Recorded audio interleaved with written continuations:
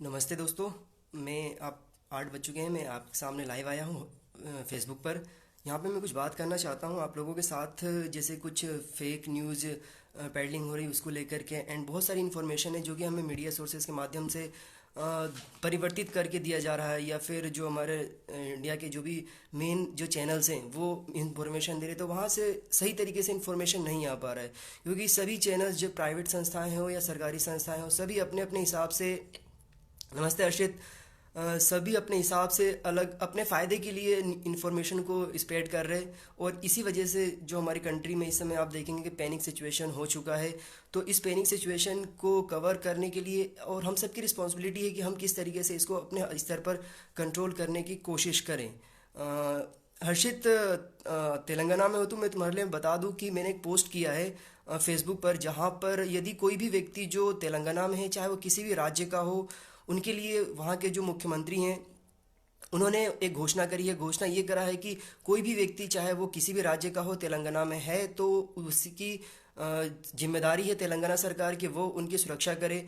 वह प्रति व्यक्ति, जो अगर कमज़ोर वर्ग के व्यक्ति हैं या किसी भी वर्ग के लोग हैं, उनको प्रति व्यक्ति वो 12 किलो गेहूं देंगे, मत अनाज देंगे, चाहे वो आटा हो खाने वाला हो, गेहूं खाने वाला, रोटी खाने वाला हो, या फिर चावल खाने वाला हो, उनके लिए वो प्रोवाइड कराएंगे। प्रति व्यक्ति 500 रुपये उपलब्ध कराया जाएगा और पूरी मेडिकल फैसिलिटी प्रोवाइड कराई जाएगी।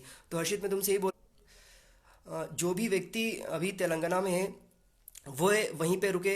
ये हम लोगों की जिम्मेदारी है कि उन लोगों को वहीं रुके, क्योंकि अगर वे लोग शहरों से अगर ग्रामीण क्षेत्र में जाते हैं तो सिचुएशन बहुत ही ज़्यादा पैनिक हो सकती है। क्योंकि जो हमारे ग्रामीण क्षेत्र की जो मेडिकल सुरक्षा है वो इतनी अच्छी नहीं है। तो हमारी जिम्मेदारी है कि जो व्यक्ति जहाँ पर है, हम उनको वहीं पर ऐसे रिक्वेस्ट करके, उन्हें मैसेज दे करके रोकने की कोशिश करें। मैं यहाँ पर आया हूँ खासकर फेक न्यूज़ के लिए, जो भी यहाँ पर स्प्रेड हो रही है सोशल मीडिया पर, उनसे संबंधित बात करने के लिए। देखिए, एक मेरे पास ये मोबाइल है, यहाँ पर मैंने पीआईबी प्रेस इन्फॉर्मेशन ब्यूरो है, जो कि भारत सरकार की एक आधिकारिक संस्था होती है जो कि इन्फॉर्मेशन स्प्रेड करती है, बताती है सबसे पहले किसी भी पब्लिक डोमेन में आकर के। तो मेरे पास एक संदेश है, मैं इसे पढ़ना चाहूँगा और आपको जो भी फेक इन्फॉर्मेशन है उससे संबंधित आपको जानकारी प्राप्त होगी।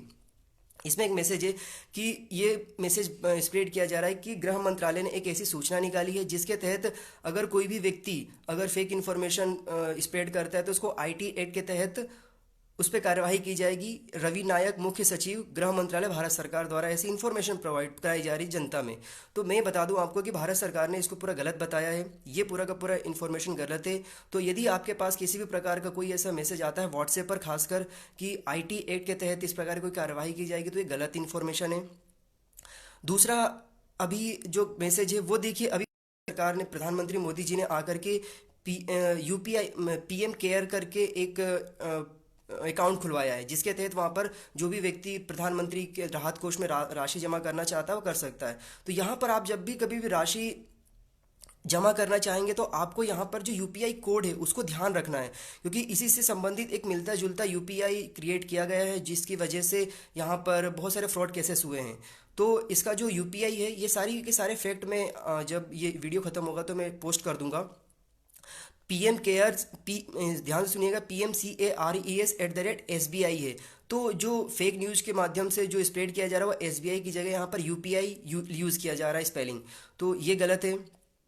दूसरा है यहाँ पर कि इसमें, हाँ, एक मैसेज ये भी हो रहा है कि यदि आप टर्मरिक मतलब हल्दी और लेमन मतलब नींबू, इसका उपयोग करते हैं तो हम कोविड-19 का प्रिक्योर कर सकते हैं, उनकी सुरक्षा, उससे हम बच सकते हैं।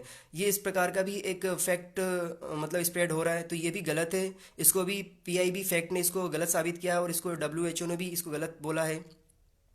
एक अन्य इन्फॉर्मेशन है कि केंद्र सरकार द्वारा ऐसा कोई मतलब उसमें ये बोला जा रहा है कि एक स्प्रेड हो रहा था कि भारत सरकार, अगर आप किसी तरीके से मिसलीड करते हो या फेक इन्फॉर्मेशन देते हो तो यहाँ पर इंटरनेट बंद कर दिया जाएगा। तो देखिए, यहाँ पर भारत सरकार ने सीधा बोला है कि इस प्रकार की कोई इन्फॉर्मेशन हमने नहीं दिया है और ये किसी भी तरीके से संभव नहीं है, क्योंकि ज़्यादातर लोग सभी वर्क फ्रॉम होम कर रहे हैं, और वर्क फ्रॉम होम कर रहे हैं तो इंटरनेट बंद करने का तो कोई सवाल ही नहीं उत्पन्न होता है यहाँ पर।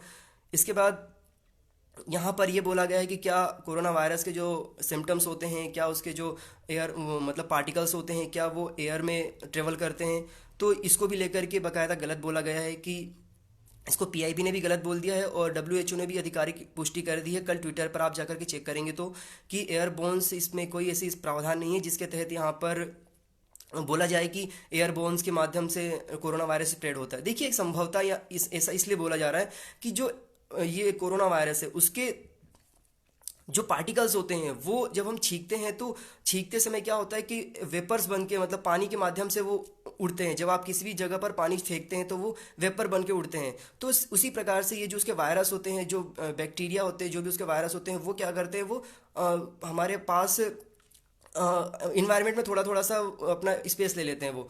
तो इसी वजह से ऐसा बोला लोगों का कहना है, लेकिन ये पूर्णतः गलत है। फिर इसके बाद हाँ, एक और देखिए, एक आप लोगों के पास एक ऑडियो क्लिप आया होगा। उस ऑडियो क्लिप में 59 सेकेंड का एक ऑडियो क्लिप होगा जिसमें नागपुर के कुछ लोग होंगे जिन्होंने ये बोला होगा कि 59 कोरोना वायरस पॉजिटिव केसेस पाए गए हैं, जिसमें से 3 डॉक्टर्स हैं। इस प्रकार का एक ऑडियो क्लिप आया होगा। ये भी पूर्णतः गलत है, ये पूरा का पूरा फेक इन्फॉर्मेशन है। एंड इसके बाद कुछ फैक्ट यहाँ पर है।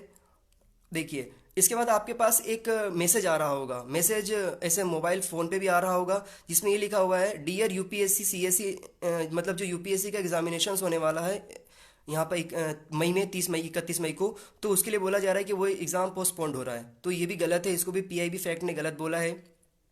तो यूपीएससी का जो भी एग्जामिनेशंस होगा, एक सेकंड, कुछ लोगों का कहना है कि 14 अप्रैल के बाद लॉकडाउन खत्म हो जाएगा। ये कितना सही है? हाँ, देखिए, इसके बारे में बताऊंगा। अभी जैसे आज ही क्या हुआ कि आज जो गृह मंत्रालय के जो सचिव हैं, राजीव गाबा जी का एक स्टेटमेंट आया है जिसको मैंने शेयर भी किया है। वो उसका भी मैं शेयर कर दूंगा, आप लोगों को वीडियो शेयर कर दूंगा मेरे चैनल पेज पे ही। तो वहाँ पे उन्होंने ये बोला है, रुकिए मैं पढ़ के बताता हूँ, मैंने उसको भी पूरा नोटिस किया हुआ है। हाँ, देखिए, उन्होंने आज बोला है कि उनका कोई ऐसी संभावना नहीं है कि 14 तारीख के बाद इस लॉकडाउन को आगे बढ़ाया जाए। तो इसका मतलब ये नहीं है कि हमें 14 तारीख का इंतजार करना, उसके बाद हा हुआ मचा करके हमें पब्लिक डोमेन में आ करके जो भी सिचुएशन है उसको ख़त्म करनी, ऐसा बिल्कुल नहीं है। हाँ, ये आधिकारिक बोला गया है राजीव गाबा जी के द्वारा, जो कि गृह मंत्रालय में सचिव हैं वो। तो उन्होंने बोला है कि यहाँ पर 14 तारीख के बाद कोई संभावना नहीं है कि उसको आगे बढ़ाया जाए। लेकिन यहाँ पर हमें ये भी देखना होगा कि केसेस कितने आते हैं हमारे सामने। फिर इसके बाद कुछ ठीक है, कोई सवाल नहीं आया अभी। फिर ये है कि सरसों के तेल से कोरोना वायरस नष्ट हो जाता है। ये भी एक फेक न्यूज़ है। इसको भी पीआईबी ने गलत साबित किया है। ये बोला है कि इस प्रकार की कोई इन्फॉर्मेशन नहीं है। तो आप सरसों के तेल से ऐसा कोई जानकारी नहीं है कि उससे फेक न्यूज़ जो कोरोना वायरस है वो नष्ट हो जाता है।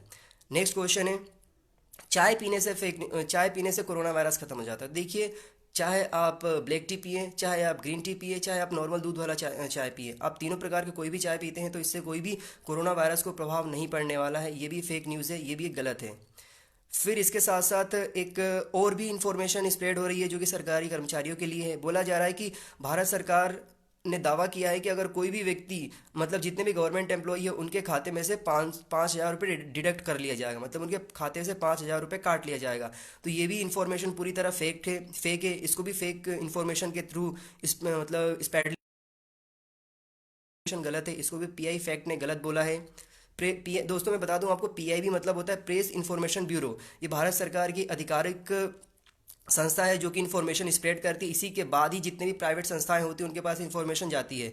तो प्रेस इन्फॉर्मेशन ब्यूरो ये भारत सरकार की आधिकारिक मतलब ऑफिशियल हैंडल है ये। फिर इसके साथ साथ मैं एक और बात बता दूं आपको कि देखिए, ये प्रश्न है यहाँ पर कि पत्ता गोभी, मेरे पास भी ये मैसेज आया था कि पत्ता गोभी खाने से कोरोना वायरस हो जाता है। तो मैं आपको ये भी बता दूं कि ये भी पूर्णतः गलत है। डब्ल्यूएचओ ने भी ऐसा कुछ नहीं बोला है और पीआईबी ने भी इसको पूरा गलत साबित किया है। तो आप किसी भी प्रकार की ऐसी कोई भ्रामक इन्फॉर्मेशन ना पहुंचाए जिससे कोई भी किसान वर्ग का व्यक्ति जो हो, सब्जी बेचने वाला हो, वो उससे प्रभावित हो जाए। तो ये भी गलत है। फिर इसके साथ साथ यहाँ पर कुछ ऑडियो रिकॉर्डिंग्स आ रही होंगी आपके पास, 8 मिनट की, 3 मिनट की, कुछ मिनट्स की। तो वो सारी के सारे जितने भी ऑडियो रिकॉर्डिंग्स आ रही है वो सारी की सारी फेक है। तो ये सारी फेक इन्फॉर्मेशंस थी। एंड इसके बाद हाँ, आप लोगों के पास नासा का भी एक अनाउंसमेंट आ रहा होगा। नासा से संबंधित एक अनाउंसमेंट आ रहा होगा। नासा सैटेलाइट वीडियोस लाइव से टेलीकास्ट है सो द कोरोना वायरस। इसमें बोला जा रहा है कि 22 तारीख को 22 मार्च के आसपास कोरोना वायरस से प्रभावित लोगों की संख्या ज़्यादा हो गई थी। अब ये क्या होगा कि यही इन्फॉर्मेशन आपके पास जो 22 मार्च है उसको बढ़ा करके अगला डेट दे दिया जाएगा। तो ये सारे के सारी इन्फॉर्मेशन जो है वो गलत है, क्योंकि हम जानते हैं कि व्हाट्सएप पर किस प्रकार से एडिटिंग हो जाती है। तो ये भी फेक इन्फॉर्मेशन।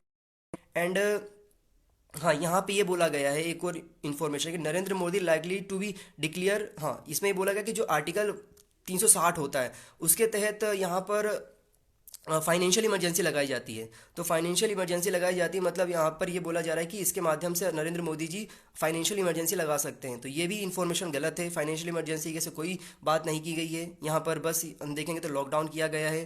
तो ये भी इन्फॉर्मेशन पूर्णतः गलत है।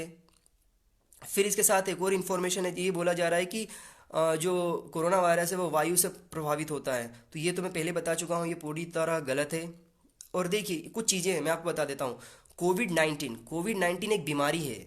ये किससे होता है? कोरोना वायरस से होता है। जो आप COVID देखते हैं तो CO मतलब होता है कोरोना वायरस, और ID मतलब डिजीज होता है। तो कोरोना वायरस डिजीज 19 इसका नाम दिया हुआ है। 19 इसलिए दिया गया है क्योंकि इसका जो केस है ऑफिशियल दर्ज हुआ था 31 दिसंबर 2019 को। इसलिए इसका जो लास्ट में जब आप 19 देखते हो तो इसलिए इसका नाम 19 दिया हुआ है। तो कोविड 19 बीमारी है और कोरोना एक वायरस है। तो ये सारी इन्फॉर्मेशन हमें पता चलेगी तब जाकर के हम चीज़ों को कर पाएंगे। एंड ये देखिए, ये सारी फेक इन्फॉर्मेशन से रिलेटेड इन्फॉर्मेशन थी जो मैंने आप लोगों को देने के लिए देना चाहा है। कुछ इन्फॉर्मेशन है जो मैं आपको दे दूं ताकि हमें समझ में आ सके कि हमें कैसे सचेत रहना है। देखिए भारत का जो 100 केसेस है, मतलब 100 केसेस को पहुंचने में तकरीबन 10 से 15 दिन लगे थे। लेकिन 100 से लेकर के 1000 पहुंचने में मात्र 12 दिन लगे हैं। ये आज की रिपोर्ट है जो कि स्वास्थ्य मंत्रालय के जो सचिव हैं यहाँ पर लव अग्रवाल, उन्होंने ये प्रेस कॉन्फ्रेंस में दिया था कि 1000 से लेकर के 100 से लेकर के 1000 पहुँचने में 12 दिन लग गए। उसका कारण क्या है? उसका कारण यही है कि जो लॉकडाउन की जो प्रोसीजर था उसको लोगों ने फॉलो नहीं किया। फिर इसके साथ साथ अभी तक कुल मिलाकर के 1071 केसेस दर्ज हो चुके हैं।